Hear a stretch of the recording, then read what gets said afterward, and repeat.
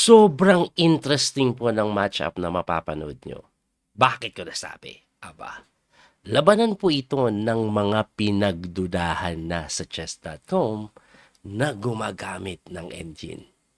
Kilalang-kilala nyo na si Grandmaster Hans-Mok Niemann at ang kanyang kalaban na si Grandmaster Dennis Lasabik. Pinagbubugbog po niyan si Magnus. Tatlong sunod, puro talo. Grabe. Ang matindi, ano nangyari sa labanang ito? Eto, simulan na po natin. Puti po dito si Hans-Mok Niemann.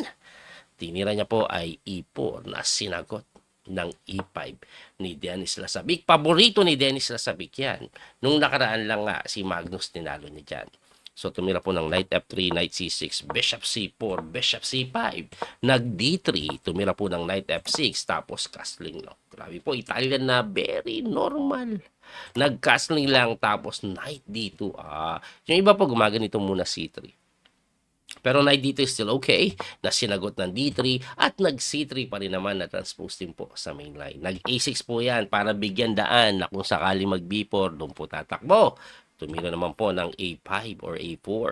Nag-Bishop A7, aba, para hindi na po matempuhan no, pagka B4. Nag-H3 lang para hindi makatalon yung kabayo o makapin yung bishop, nag-8-6, aba, gayahan na. Tumira po ng rook E1, typical na tira ng tore. Later on kasi, iikot dito yung kabayo. Tapos, suporta po yan sa E4 dahil pwedeng mag-D4 at some point na tinirahan ng rook E8. After rook E8, nag-B4 na nga. Ito pong si Hans-Mok Niemann, umaatake na sa queen side na sinagot lang ng bishop E6. After bishop E6, kinapture po yan ni Hans-Mok.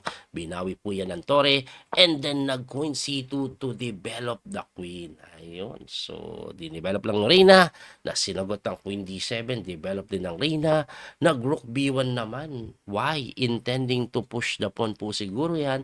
Or kung hindi man, later on, pag nag-B4, kung sakali magkatikiman, depensado. Hindi ako sigurado. O baka gusto din pong gumanito, tapos gumanyan.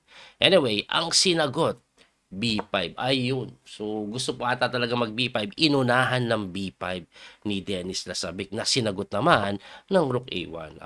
Ayaw mo akong pa B5-in. Dito ako. Para pag nabuksan, gamit agad yung tore. Sinagot po yan, no? Rook A E8 lang. Aba, pinabayaan lang, no? Na kung saan, nag-knight B3 lang si Hans-Mok Niemann para makalabas ito. So, hindi siya pumunta dito, no? Mas pinili niya na sa queen side maglaro. Nag-bishop B6 lang po dito si Lasabik para example kasi mamaya baka pag kinain-kain maiwanang nakahang. Anyway, tumira po ng A5 na sinagot ng Bishop A7. Since sinara, balik na ako doon. Tumira naman po ng Bishop E3, pinapalit lang, kinapture yan, binawi ng tore. And then, nag-Knight H5, gustong tumalon sa F4. Pagkatalon sa F4, may ganon, may pressure doon, may pressure sa H3. Kaya sinagot po yan ng king move agad. Pag ikaw tumalon, sisipain ka sa face, aalis ka lang. Kaya nga po nag-rook na lang po yan sa may E7 na kung saan medyo ako naguluhan Para saan yan? Bakit umatras? Aba, na-realize ko, pwede pala po kasing mag-D4 later on with the idea of D5, mapetempohan pa. Siguro yun po ang plano. Kaya nga po nag-rook E7, so nag-D4 na nga. Aba, yan yan sasabi ko At pagka D4, nag-knight F4. Pagka knight F4, nag-D5. Yun na nga yung plano. Sa pagka D5, umatras po yan sa D8 na hindi daw ganun kaganda. Ibalik ko lang na konti. According sa engine, this is very equal kung pupunta dito. Bakit dyan? Kasi may punta dito, ma-activate. Pagpunta po kasi ng knight dito, walang masyadong magandang square yan. Para magka-square pa yan, kailangan igalaw ito. Ayun. Kaso pag ginalaw yan, nagke-create yan ng mga weak square, right square. Kaya hindi ganun kagusto ng engine. Though, close to equal pa rin yan.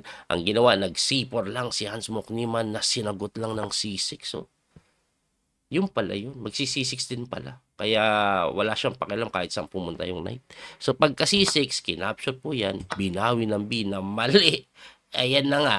Walang mapuntahan yung knight. Dapat daw ito para pagka-capture yung knight lagi may square, ma-pressure ito, mapipilitan kumapture sa C6 At dahil dyan, yung knight walang mapuntahan kasi kahit tumalon dito yung knight, walang babagsakan na magandang square. At sa posisyong ito, lamang na daw po talaga ang puti. Anyway, ano ang tira? Magna knight h4 ka lang, pupunta ka dito. Pero ang ginawa ni Niemann, nagrook sa c1. O, anong problema dyan? Nagka f5. Diba? Na-delay ng konti yung knight h4. Ang tanong, coach, libre yan na. Bakit hindi na lang tikman? Libre. Meron pong kain dito. Kaya hindi pwede. Balik natin, ha? Kaya nga po ang ginawa ni Hans Moch Niemann, aba, medyo mali. Ang tama tira daw dito for some reason, no? Mas maganda daw yung kabayo diyan. Pag kinapture, queen takes ka din naman. Pero yan daw ang mas magandang tira. Ang ginawa kasi ni Hans Moch Niemann, knight h4, na-delayed yung knight h4 na sinasabi ko kanina. Tinira niya pa rin, pero sa pagkakataong ito, walang magiging square yan sa f5 kasi kakainin lang po yung e4. Pagka queen takes e4, rook f7, hindi makatalon sa f5. So, ang ginawa po dyan, nag-rook lang po sa may c3, open file. Dito ako maglalaro na sinagot ng queen e7. Aba, hindi ganun kaganda, may pressure dito, pero okay lang daw yan. Ang ginawa ni Hans Moch, dinipensahan, tapos rook f8. So kung titingnan niyo po itong mabuti, yes, yung knight dito walang ginagawa, pero grabe po yung pressure na binibigay sa f5 ng kanyang major pieces, and this knight is looking good pa sa f4. Diba? Yan po ang nangyayari. Ang ginawa po dyan ni Hans Moch Niemann, instead po na tumira ng number 1 engine move knight g6 to eliminate this knight, ang nakakatakot lang kasi babagsak to, pero okay lang daw kasi may kain pala dito.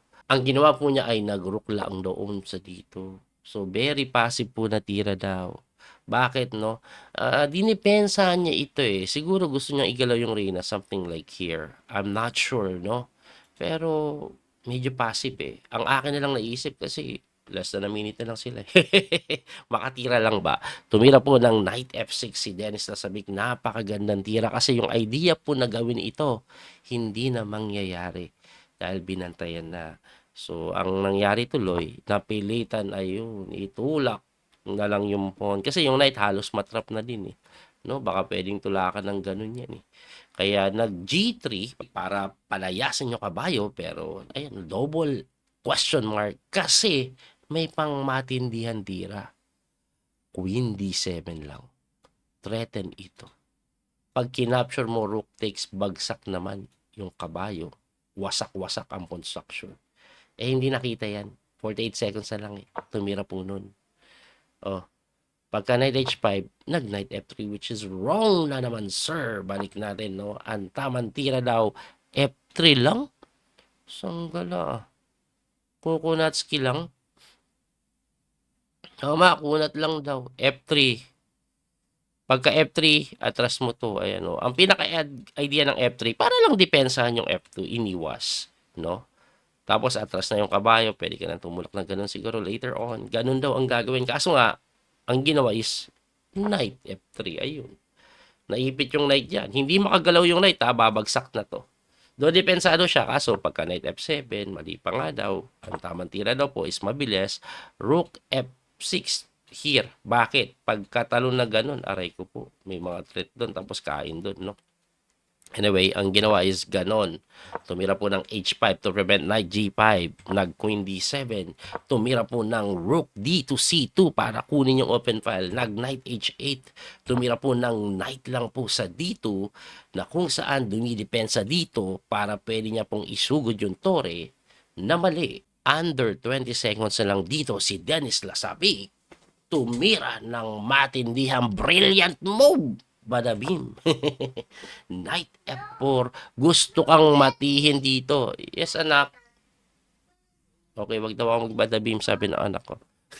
Sorry. Anyway, Knight F4, the idea is to checkmate on H3. Ang tanong ko, libre yan. Tikman lang yan. Oo. Pero pagka rook takes F4, saan pupunta yung reyna mo? Tumakbo na lang po yan sa iwan. Kaso pagka tira doon ang kabayo, sinisimplihan lang. Threat lang ito.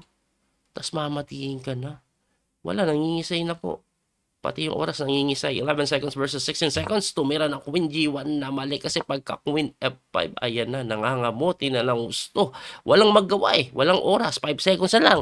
Tumira po ng Rook doon. Malay mo, baka mabaliw. Kumain dito. Eh, di nakamati ng todo. Kaya nag-Rook G4 yan. Huwag kang magulo. Layas. Reyna. Pagkatira po ng Queen F1, sinakmal na yung pawn.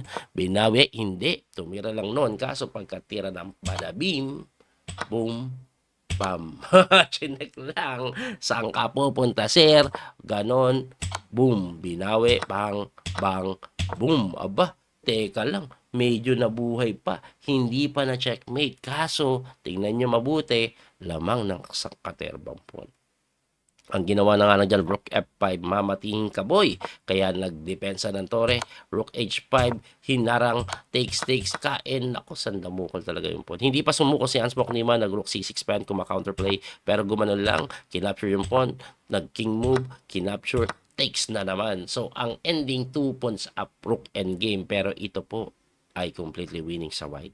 Yun nga lang, walang oras. Tingnan natin. Nag-Rook D7 check, umangat. Tumira na Rook D6, umangat. Tumira doon, tinulak, kinain, malinis 2 pawn. At ito po ay madali na.